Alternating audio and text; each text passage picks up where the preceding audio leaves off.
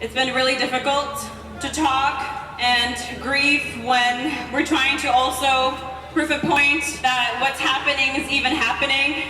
So let's recap a little bit. I have a few things, I'm gonna keep it real short, but on October 16th, Al-Ahli Arab Hospital in Zeitoun was hit by the Israeli settler state through an airstrike and killed more than 1,500 people just in one airstrike.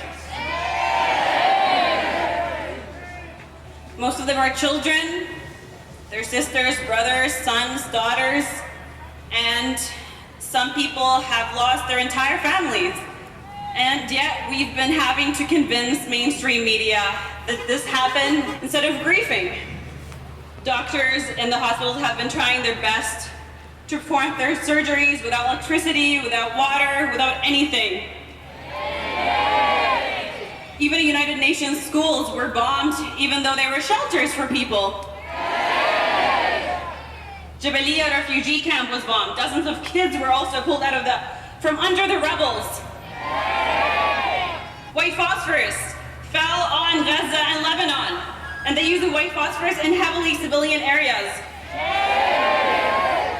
And we all know this is all against international law.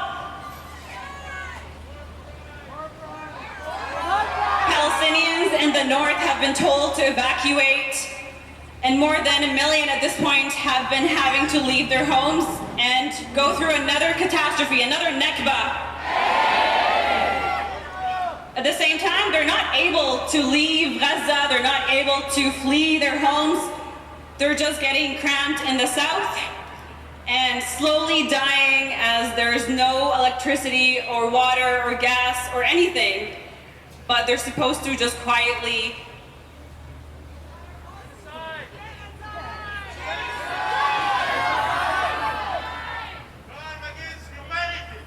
and of course, during the Security Council, the US vetoes calls for humanitarian pauses to deliver life-saving aid to millions in Gaza. In the last 10 days, over 6,000 civilians have died and killed by Israeli airstrikes.